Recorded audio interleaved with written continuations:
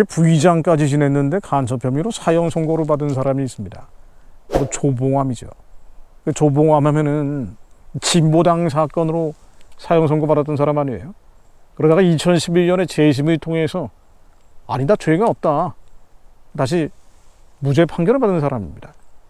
그러다 보니까 이승만 대통령 시절에 있었던 일이라 이승만이 정적을 간첩으로 몰아서 사형을 시켰다, 이승만이 살인자다, 독재자다라고 하면서 항상 나오는 예가 바로 이 조봉암이거든요. 자, 그런데 우리가 정리를 해볼 필요가 있는 게요, 만약 이승만 대통령이 그렇게 했다면은 잘못한 일이죠. 조작을 하고 날조를 해서 애매한 사람을 간첩으로 몰아서 사형 선고를 했으면은 정말 천인공노할 일입니다. 그리고 대한민국의 정통성에 대해서도 치명적인 손상이 가해질 수 있는 부분이에요. 자, 그런데 이게 굉장히 뜨거운 감자고 논쟁거리거든요. 정말 간첩이었는지 아니었는지. 자, 그래서 우리가 있는 그대로의 사실관계를 한번 들여다볼 필요가 있습니다. 일종의 대한민국을 위한 변호라고도 생각할 수 있죠. 조봉암이 진보당 사건을 간단히 정리를 해볼 필요가 있습니다.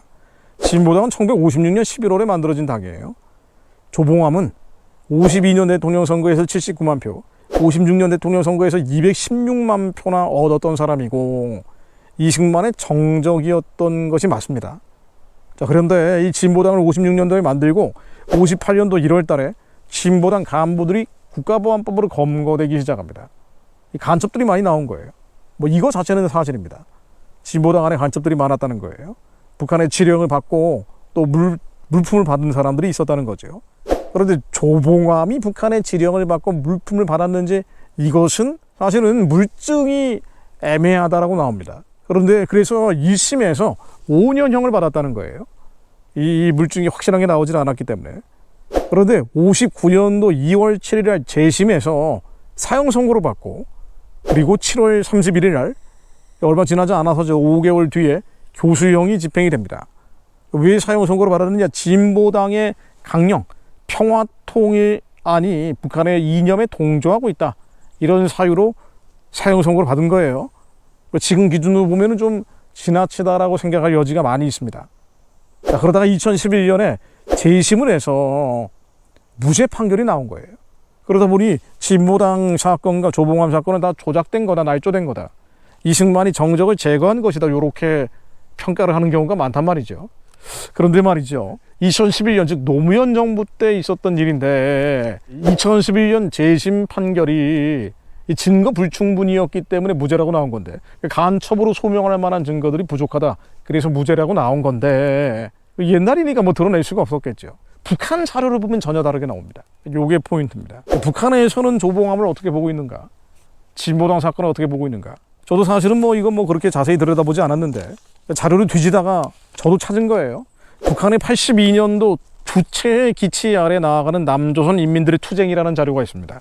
북한이 만든 겁니다. 이 자료는 언론에 공개가 되고 인터넷에도 올라가 있는 자료예요. 날조된 자료가 아닙니다. 조작된 자료가 아니에요.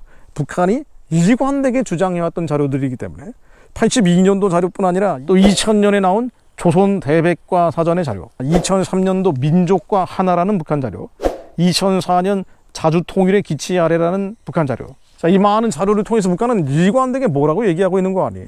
조봉암은 기비성에게 충성맹세를 한 사람이라고 나옵니다. 실제로 북한의 혁명열사는 그 평양에 남조선 혁명가라고 하는 사람들 간첩들 묻혀있는 묘지 있잖아요. 혁명열사릉에 조봉암의 가묘가 있다고 그러죠. 이것도 역시 팩트입니다. 자, 그래서 북한 자료를 제가 조금 읽어드릴게요. 82년도 주체의 기치 아래 나아가는 남조선 인민들의 투쟁이라는 자료를 보면은요, 진보당 당수인 조봉암은 당을 내오면서 위대한 수령님께 삼가 충성의 편지를 올렸다. 북한은 그렇게 주장을 합니다. 그러면서 충성의 맹세를 다지며 적어나간 편지의 첫머리에서 남조선의 정치, 경제, 문화가 다 우물탕 속으로 빠져들어가고 있다고 개탄하고, 이 위기를 타개하여 슬기로운 민족의 운명을 바로잡아 나가실 분은 오직 경애하는 장군님 뿐이시라고 하였다. 이 김일성을 얘기하는 거죠. 그런 계속하여 민족의 운명을 영광스러운 길로 인도하시는 위대한 장군님의 조국 통일 위협에 적으나마 이바지하려고 진보당을 창당하게 되었다고 하면서, 앞으로 장군님의 자주적 평화 통일 방침 따라 진보당의 투쟁 강령을 튼튼히 틀어지고 나갈 것이라는 자기의 굳은 결의를 담아 삼가 맹세에 올렸다. 진보당의 강령으로 사형 선고를 받았다고 되어 있는데, 이게 바로 기비성의 자주적 평화 통일 방침에 따른 것이다. 북한은 그렇게 인정하고 있는 겁니다. 자, 2000년에 나온 조선 대백과 사전 17권 548페이지에는 이런 얘기가 나옵니다. 조봉암에 대한 북한 설명이 나와요. 조봉암은 남조선 혁명가인데 일제시대 조선공산당을 창건하는 사업에 참가를 했고 그 검사위원으로 되었으며 8.15 광복 후에는 인천에서 당 정권기관 노조로 조직하는 사업에 참가했고 공산당 인천시 위원장으로 있었고 조선 독립전선 동맹을 결성하고 또 박헌영 간첩도당의 분열주의 책동으로 말미암아 배격당에서 탈당했다. 이렇게 나옵니다. 박헌영이 남조선 공산당 남노당의 그 당수환이었어요. 근데 남노당 박헌영하고 이제 갈등 관계여서 이 사람이 축출을 당했어요. 이게 다 사실로 적혀 있는 겁니다. 그러면서 주체 37년부터 남조선 괴뢰 국회의원으로 당선되어 남조선 괴뢰 정권의 초대 농림부 장관으로 있었다. 그렇죠. 이승만 대통령이 이 사람을 초대 농림부 장관으로 임명을 했었죠. 그래서 농지개혁을 합니다. 사회주의적인 방식을 동원해서 당시에 일제시대 그 모순들을 해결하려고 했던 게 이승만 대통령이에요. 자, 북한 자료 좀 더 인용해보죠. 주치 39년 5월 또다시 국회의원으로 당선되어 국회 부의장까지 하였다. 뭐 있는 그대로의 팩트를 적어놨습니다. 자, 그러면서 1956년이죠. 주체 44년 8월 14일 밤 평양방송을 통해 위대한 수령 김일성 동지께서 조국 광복 열돌 경축대회에서 하신 보고에 접하고 인생 말년이 남아 경애하는 김일성 장군님을 따라 조국 통일 위협에 한 몸 바쳐 싸울 결의를 담은 편지와 정성스럽게 마련한 선물을 수령님께 올렸다라고 되어 있습니다. 북한의 충성 서신을 보냈다고 북한이 인정하고 있어요. 대체로 북한이 이런 거 자체를 조작하지는 않거든요. 날조를 하진 않는데 어쨌든 북한은 그렇게 주장을 하고 있습니다. 자, 마지막으로 제약자들 말을 인용해 보면은요, 자유언론 수호 포럼의 이경식 대표님이 하시는 얘기인데 이분이 확고한 자유민주주의자죠. 세미나에서 발표한 자료에 따르면은 이렇게 나옵니다. 재판 과정에서 조봉암은 간첩 양명산에게 보내는 비밀 통신문이 적발됐다는 거예요. 1958년 1심에서 5년형을 받았다가 1959년 2월 달에 사형 선고를 받잖아요. 5년형에서 갑자기 사형 선고를 받는데 그 중간에 이 비밀 통신문이 적발이 돼서 결정적 증거가 됐다는 겁니다. 그리고 양명산에게 북한의 자금을 받았고 2만 5천 불을 받았고 공안검사 조인구, 당시 수사검사입니다. 이 조인구에게 이 박사님께 죄송하다 이런 말까지 했다라고 지적을 하고 있습니다. 자, 그래서 저도 조봉암이 간첩이었는지 아니었는지 요거를 북한 자료까지 보면은 요거는 좀 확실하게 판단하기는 어렵다 하더라도 북한 체제가 무너져야 드러나겠죠. 자, 그런데 그렇다 하더라도 적어도 이승만 대통령이 자신의 정적을 아무 죄도 없는데 잡아다가 죽였다 이렇게 얘기할 수는 없는 거예요. 절대 그렇게 얘기할 수는 없습니다. 역사를 평가하는 데는 매우 경건한 자세로, 역사를 평가할 때는 이념이나 이데올로기가 아니고 진지한 자세로 접근해야 되죠.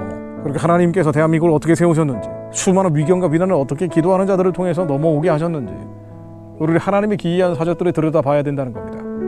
이승만 대통령을 통해서 건국을 하고 위경과 비난을, 6.25와 환란을 넘어오게 하신 하나님의 그 사적들을 봐야지, 그렇지 않고 그 인간의 확인되지 않은 주장들을 가지고 대한민국 전체를 부정하는 일은 해서는 안 되는 겁니다. 하나님 말씀을 읽고 기도하고 마무리하겠습니다. 시편 33편입니다.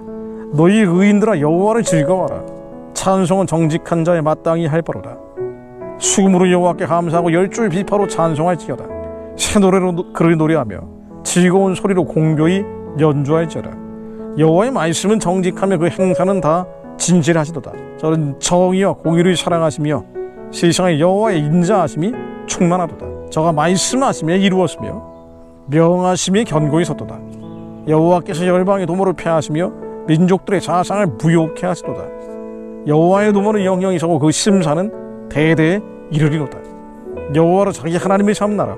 하나님의 기업으로 빼신 바 된 백성은 복이 있도다.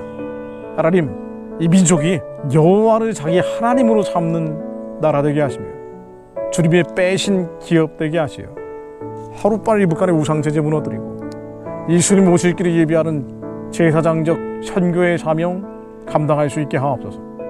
잘못된 사상과 편견에서 벗어나게 하시며 하나님이 선한 뜻을 감당하는 자들로 그리스도인들이 먼저 정신 차리게 하시며 올바른 시각으로 역사를 바라보게 하옵소서.